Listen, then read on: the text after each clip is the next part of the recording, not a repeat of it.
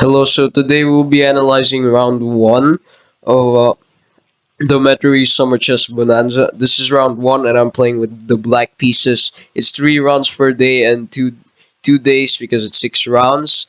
And there was a rapid and blitz section, but I didn't join that. So uh, here I'm playing with the black pieces first game.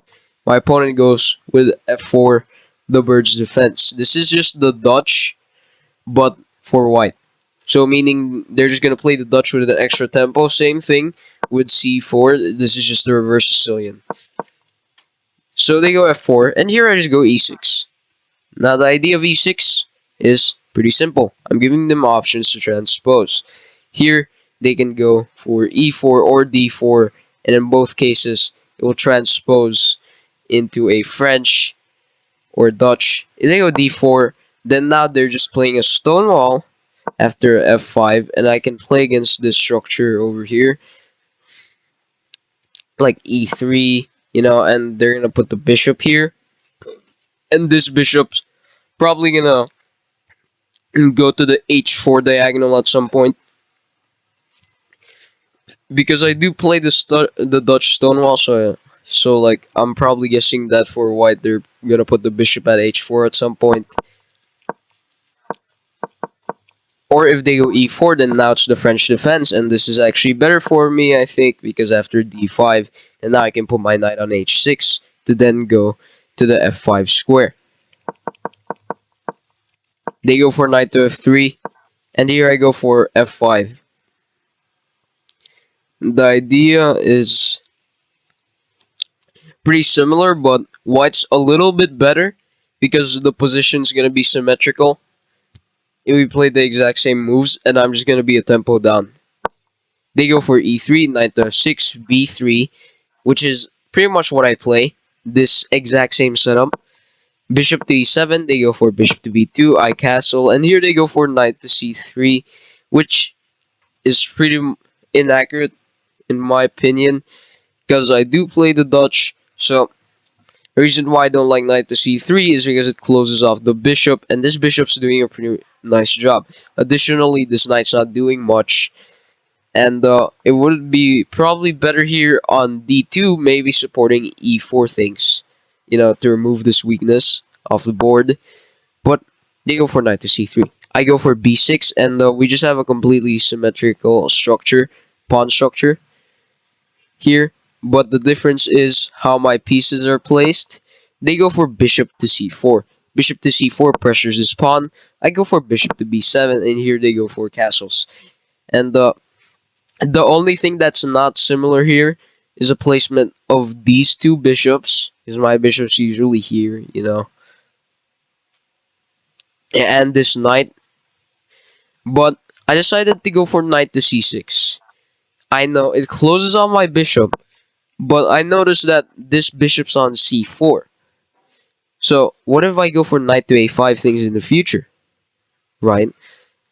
And additionally, I cannot go for my d6 knight to d7 plan because, of course, this is hanging with check, and then they win this pawn. And this is just completely losing, so I'm not going to go into that. I decided to go for knight to c6 with an idea of going for knight to a5 in the future. They go for knight to h4, and this really is probably their first mistake. Like, what does the knight do here anyway? I don't get what the knight does here. Like, maybe it prevents e5, but that wasn't already possible because of the pin.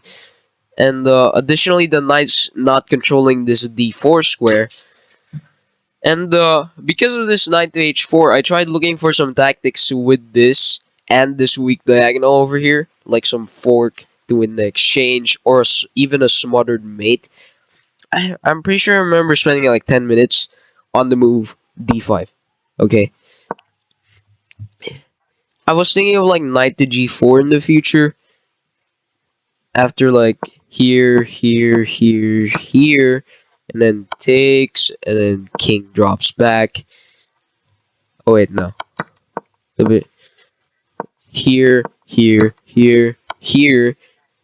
King goes here, and then I was thinking like here or something, But do they have knight to f3? No. So now I just go check, then check here. And I can take this or this, but this is better because the knight's hanging. And we hit the bishop. Let's say after takes, I take a. Even though we have equal material, I would say I'm a little bit better in the position over here because I have the bishop pair and it's an endgame, so that means I can use the bishop to pressure piece the pawns all over the place. And here probably, well, computers even saying to give up this pawn with rook a d8 or this pawn. What happens if we take here? Oh yeah, the knight's just trapped. And if you take this, then we just king to f7 first, and then you go rook c8 and then win the pawn, I guess. Isolate this, hit the bishop, and then you're gonna get active on the d file. So that didn't happen. Instead, they go for bishop to b5 here, pressuring the knight. I go for my plan with d4, and here they go for takes. I decided to just take because I thought that if I took this, I would be a little bit worse because I can take, and then take this. Can I take this? Oh, and we queen first, and we're up a piece. Cool. And then they move the rook, and then like I move my rook, and somehow I'm better, but I don't really know why. Guess it's because of the knight. I go for bishop takes c6, just keeping the bishops. Uh, Now I have the bishop pair, and I'm opening the position with d4, so I am better now. They go for knight to e2. I take, and then queen takes d1. And here they play a blunder of rook a takes d1. Instead, what would have been better is f takes d1. But instead, they took with this rook. And now, I can play the move knight to g4 using the fact that this knight is hanging because they put it on h4 earlier. And because this rook took the queen, now after I take, I'm winning an exchange. So I'm not just winning a pawn, I'm winning the exchange. So they go for knight f3, I take, and here they go for knight e d4. I just take this knight over here, they take here, and here I just take the f1 rook. They take with the king, and here I decide to close off the d file with bishop to d6 and tempo on the f4 pawn. They go for g3, and I go for rook a d8. And the idea being that uh, I'm gonna take the open file because as white here, you don't want to be trading pieces because then you're just gonna lose. Because once we trade like the rooks and the bishops here, or even the knight potentially, we're just gonna be better because the rook will be better than the knight or bishop in either case. Additionally, we have a pawn advantage. We can use our rooks to take more pawns. Okay, so they go for knight to d4. Now knight to d4 pressures his pawn. And here, I can just go rook e8 here, defending the pawn. But then I really didn't like the idea of rook e1 things in the future. So I just decided to play bishop to c5. And you can't take this because then you're gonna lose this rook. So the outcome of this is that after I go here, is this possible? Rook h1. Yeah, that's also possible. Like knight takes and then rook takes. And the ending outcome is that I'm up a rook and a pawn. So yeah, this is completely winning. So they don't go for that. Instead, they go for king to e2, defending the rook, maybe threatening this in the future. I decided to just take the strong knight, and they spent 5 minutes on bishop to a3 instead of taking back. I do not know why. And here I just play rook f e8 because they were attacking this. So I just go here. And here they play c4, trying to go for c5 things. So I stop that with c5. And I'm just winning here. Because now, I am just up a rook. And a pawn. So yeah, this is completely winning. And here they go for h3. Maybe trying to break through here in the future, but I have a 4 on 3. So I go for king to f7, trying to activate the king. They go for king to f3, and here I immediately go e5.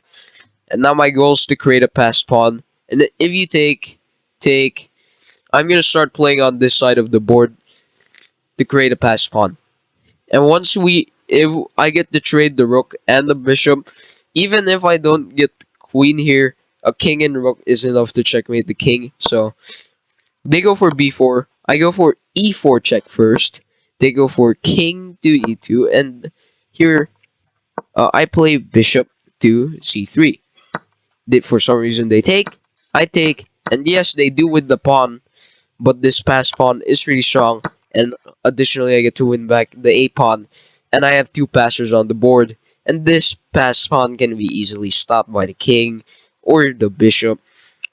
I have an outside passer, and I have the e-pawn, which is a passer, and I can create another passer over here.